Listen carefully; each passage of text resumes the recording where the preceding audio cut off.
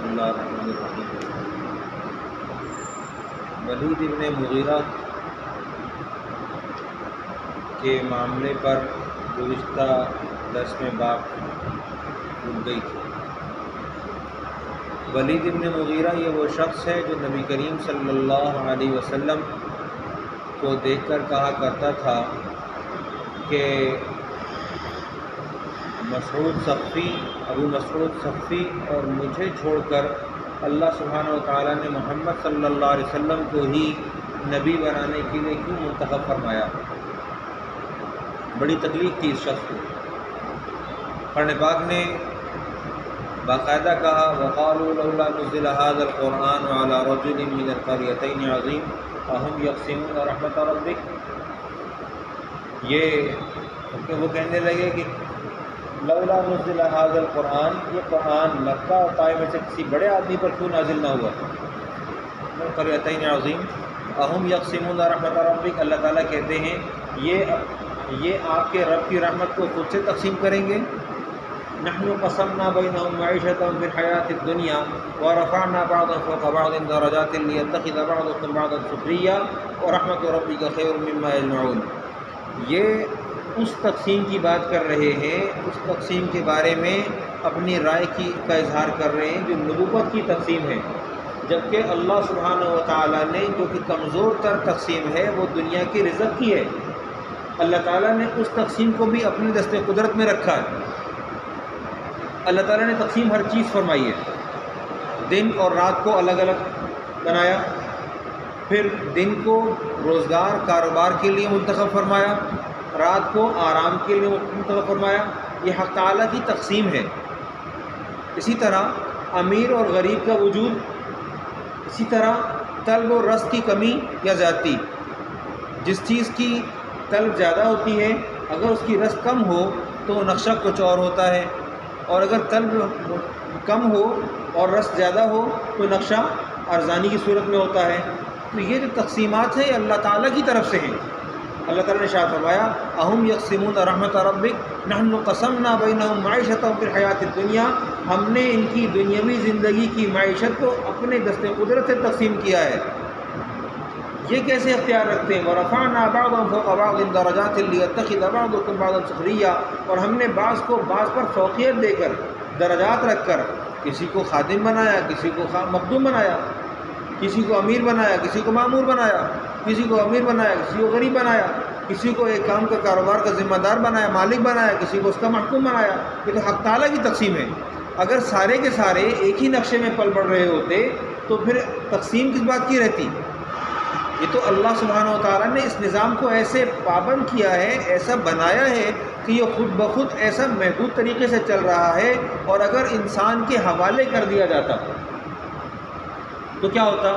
قرآن پاک کہتا ہے اذا لامسکتم خشیۃ الانفاق، تم خرچ ہو جانے کے خوف سے روک پڑتے، تم مال کو روک لیتے تو خرچ ہو جائے گا۔ اذا لامسکتم خشیۃ الانفاق، مال خرچ ہو جائے گا، تکلیف ہوتی تمہیں۔ یہ تو حق تعالیٰ کا نظام ہے کہ حق تعالیٰ خود سے خرچ کرتے ہیں، تمہاری ضرورت پر تم کو پہلے سے نواز دیتے ہیں، تمہاری ضرورت پڑنے سے پہلے۔ ایک بات سوچنے کی ہے، اللہ سبحانہ و تعالیٰ کا نظام کس قدر عجیب ہے۔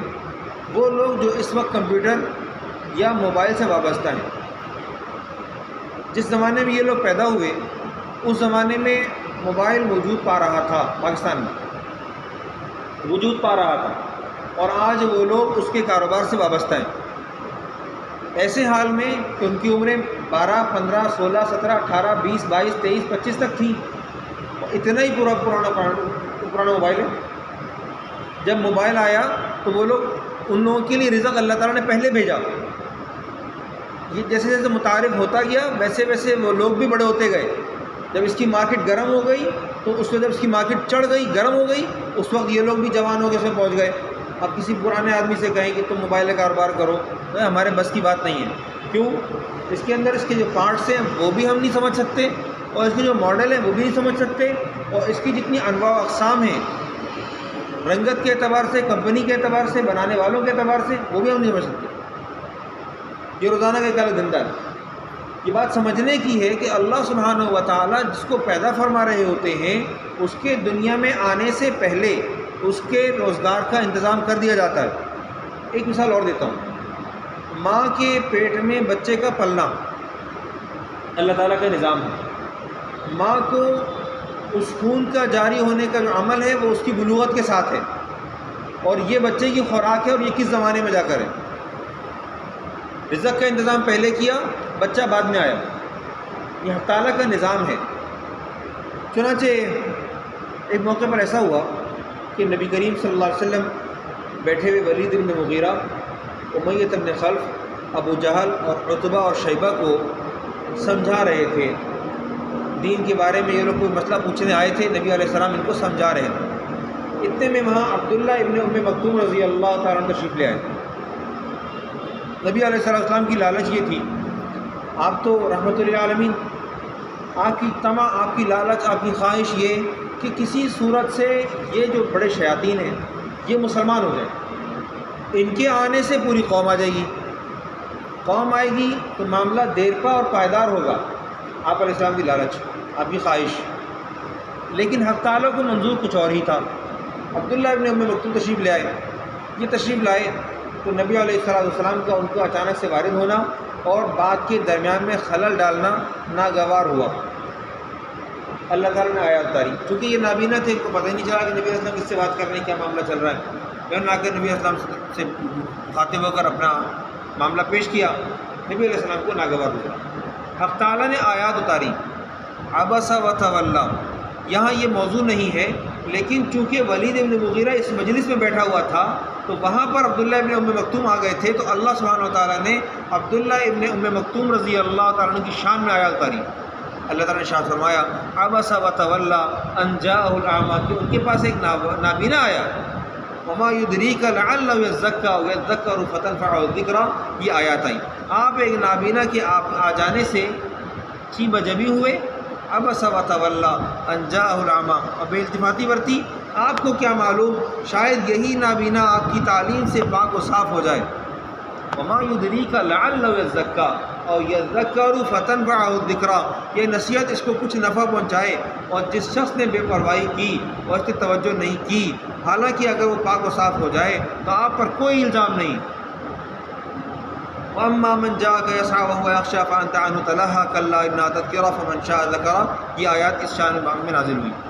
ایسا وقت بھی آیا کہ نبی کریم صلی اللہ علیہ وسلم کی خدمت اقدس میں جب عبداللہ ابن ام مکتوم رضی اللہ تعالیٰ عنہ حاضر ہوتے، نبی علیہ السلام اپنی چادر مبارک بچھاتے اور کہتے، مرحبا بمن فی عاتبنی ربی، آپ کو خوش آمدید، ایسی شخصیت کو خوش آمدید جن کی وجہ سے میرے رب نے مجھ پر عتاب فرمایا۔ اللہ سبحانہ و تعالیٰ نے بہرحال حق کو دیکھا ہے، حق کو دیکھا ہے۔ پیارے پیغمبر صلی اللہ علیہ وسلم کی لسان اقدس سے انشاءاللہ جاری نہیں ہوا۔ آپ نے صرف اتنا نہیں کہا کہ میں انشاءاللہ کل بتا دوں گا۔ 3 سوالات تھے، دوسرا درس گزر چکا ہے۔ قرآن پاک میں ارشاد ہے، وَلَا تَقُولَنَّ لِشَيْءٍ إِنِّي فَاعِلٌ ذَلِكَ غَدًا۔ 15 دن، لگ بھگ 15 دن وہی نہیں آئی۔ جب آئی تو الفاظ کیا تھے؟ وَلَا تَقُولَنَّ لِشَيْءٍ إِنِّي فَاعِلٌ ذَلِكَ غَدًا، آپ یہ نہیں کہیں گے میں یہ کام کل کروں گا، إِلَّا أَن يَشَاءَ اللَّهُ وَاذْكُرْ رَبَّكَ إِذَا نَسِيتَ، آپ اپنے رب کو یاد کریں جب آپ بھول جائیں۔ تو آگے ایک شخص ہے، اس کا نام ہے ابو قیس ابن الفاقہ۔ آپ لوگ نئے بیٹھے، اب لوگوں کو بتا دوں کہ ہم سیرت کا درس کر رہے ہیں، اور اس میں ہم ان لوگوں کے بارے میں پڑھ رہے ہیں اس وقت جو لوگ نبی علیہ السلام کے زمانے میں آپ علیہ السلام کی نبوت کے دعوے کے بعد شدید ترین مخالف، بدترین دشمن تھے۔ ان میں ایک شخص کا نام ہے ابو القیس ابن فاقہ۔ یہ شخص بھی نبی علیہ السلام کو ایذا پہنچاتا تھا۔ ابو جہل کا خاص معین و مددگار آدمی تھا، اور یہ جنگ بدر میں حضرت حمزہ رضی اللہ تعالیٰ عنہ کے ہاتھوں مارا گیا۔ ایک شخص ہے نضر ابن حارث۔ نضر ابن حارث یہ ایک بہت بڑا شیطان ہے، تجارت کرتا تھا، اس کے معاملات فارس سے چلتے تھے۔ فارس یعنی کہ ایران۔ شاہان اعظم کے پاس اس کے پاس آنا جانا اس کا بہت تھا۔ یہ وہاں سے قصے کہانیاں لے کر آتا، جیسے کہ اس زمانے میں ناول ہوا کرتا ہے، اخبار جہاں ہوا کرتا ہے اور دیگر، یہ وہاں سے قصے کہانیاں لے کر آتا۔ نبی علیہ السلام پر عاد و سمود کے واقعات نازل ہو چکے تھے، آپ علیہ السلام عاد و سمود کے واقعات بتاتے، اور یہ شخص آ کر کہتا کہ دیکھو کیا باتیں کرتے ہیں عاد و سمود، اور میں تم کو نئے لوگوں کی باتیں بتاتا ہوں۔ عاد و سمود تو پرانے لوگ ہیں، میں تم کو نئی باتیں بتاتا ہوں۔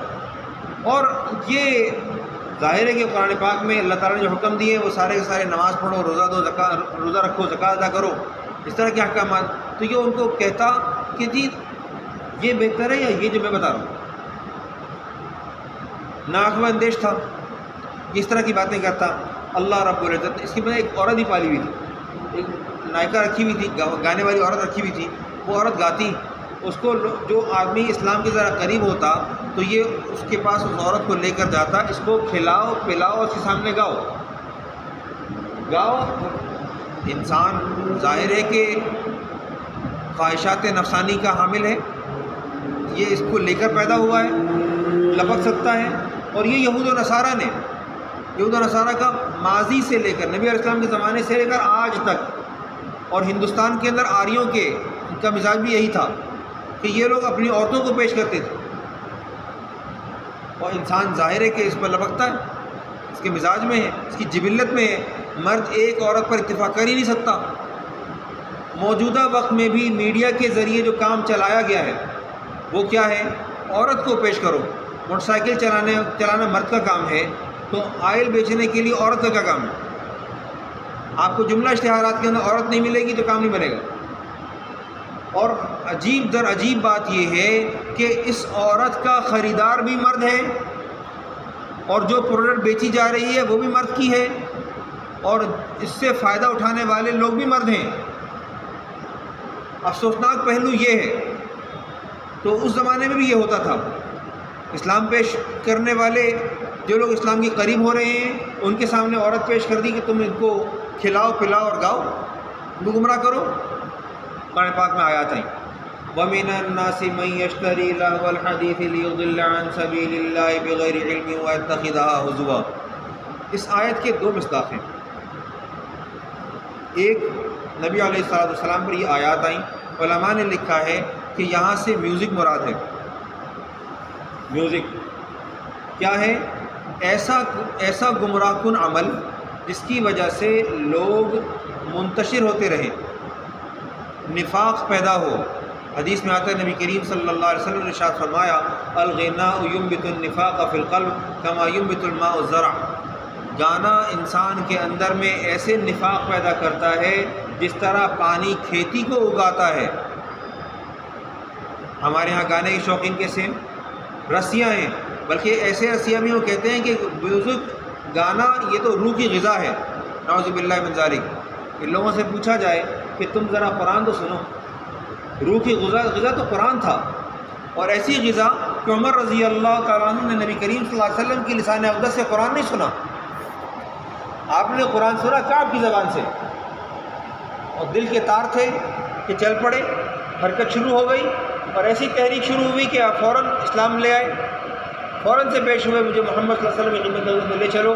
طٰہٰ مَا أَنزَلْنَا عَلَيْكَ الْقُرْآنَ لِتَشْقَىٰ إِلَّا تَذْكِرَةً لِّمَن يَخْشَىٰ تَنزِيلًا مِّمَّنْ خَلَقَ الْأَرْضَ وَالسَّمَاوَاتِ الْعُلَىٰ۔ یہ وہ الفاظ تھے جو عمر رضی اللہ تعالیٰ عنہ سے تھے۔ یہ آیت دوسرا مصداق اس کا یہ شخص ہے، وَمِنَ النَّاسِ مَن يَشْتَرِي لَهْوَ الْحَدِيثِ۔ لہو الحدیث گانا، میوزک اور اس طرح کے آلات، لِيُضِلَّ عَن سَبِيلِ اللَّهِ، ایسے لوگوں میں جو کہ خریدتا ہے لوگوں میں سے کیا چیز؟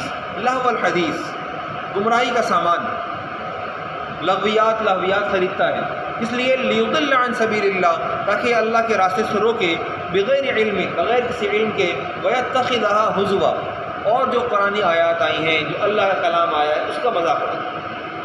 اللہ تعالیٰ نے کہا اولئک لہم عذاب مہین، یا باقاعدہ ترجمہ نقل ہوا ہے، کہتے ہیں بعض آدمی خدا سے غافل کرنے والی باتوں کو خریدتے ہیں تاکہ لوگوں کو اللہ کی راہ سے گمراہ کریں اور اللہ کی آیتوں کی ہنسی اڑائیں، ایسے لوگوں کے لیے ذلت کا عذاب ہے۔ اولئک لہم عذاب مہین۔ وَإِذَا تُتْلَىٰ عَلَيْهِ آيَاتُنَا، اور جب ان کے اوپر پڑھی جاتی ہیں ہماری آیات، وَلَّىٰ مُسْتَكْبِرًا كَأَن لَّمْ يَسْمَعْهَا، تو منہ موڑ لیتا ہے ایسے جیسے کہ اس نے الفاظ کو سنا ہی نہیں ہے، آیات کو سنا ہی نہیں ہے۔ اللہ سبحانہ و تعالیٰ نے نضر ابن حارث کو جنگ بدر میں گرفتار کروایا، اور نبی کریم صلی اللہ علیہ وسلم کے دستے کے حکم پر علی رضی اللہ تعالیٰ عنہ کے دستے مبارک سے واصل جہنم ہوا۔ دوسرا شخص عاص ابن وائل سہمی، یہ عمر ابن العاص کے والد ہیں۔ عمر ابن العاص مسلمان ہوئے، اور عاص بن وائل سہمی یہ مسلمان نہیں ہوئے۔ نبی علیہ السلام کے جتنے نرینہ بیٹے ہوئے، جتنے بیٹے پیدا ہوئے، وہ سارے ہی نبی علیہ السلام کی حیات طیبہ کے اندر ہی چھوٹی عمر میں وفات پا گئے۔ آپ علیہ السلام کے 3 بیٹے تھے، 4۔ تو اس شخص نے یہ کہنا شروع کیا کہ نبی کریم صلی اللہ علیہ وسلم نعوذ باللہ یہ ابتر ہیں۔ ابتر کہتے ہیں عربی زبان میں ایسے شخص کو جو کہ دم کٹا ہو، نعوذ باللہ من ذالک۔ نبی علیہ السلام کے لیے ایسی اصطلاح استعمال کی، ایسا مطلب کہ جس کے آگے نام لینے والا کوئی نہیں اور جس کے بعد میں نام لینے والا کوئی نہیں۔ اللہ سبحانہ وتعالیٰ نے آیات اتاری، ان شانئک ھو الابتر، آپ کا دشمن ابتر ہو کر رہے گا، آپ کا دشمن ہی ابتر ہے۔ ابتر کا معنی ایک اور ہے کہ آپ کا دشمن بے نام و نشان ہو کر رہے گا۔ مفسرین نے ترجمہ کیا ہے آپ کا دشمن بے نام و نشان ہو کر رہے گا۔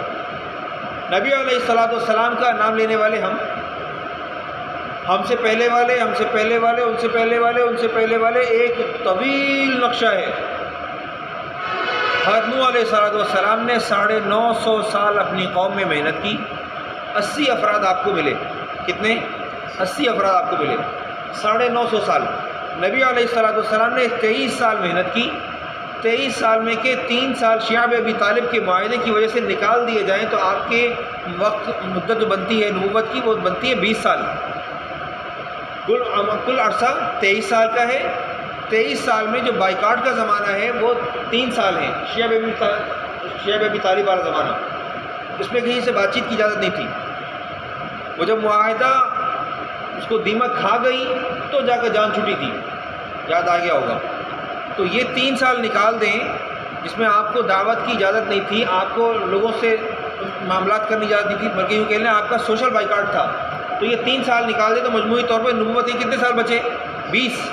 اور آپ کی نبوت کی طوالت دیکھیں، الحمدللہ ثم الحمدللہ میں آپ یہاں بیٹھے ہیں اور 1450 سال کا عرصہ گزر چکا ہے۔ نوح علیہ السلام کا 950 سال، 80 افراد، ہمارے 1450 سال اور ایک جمع غفیر، الحمدللہ۔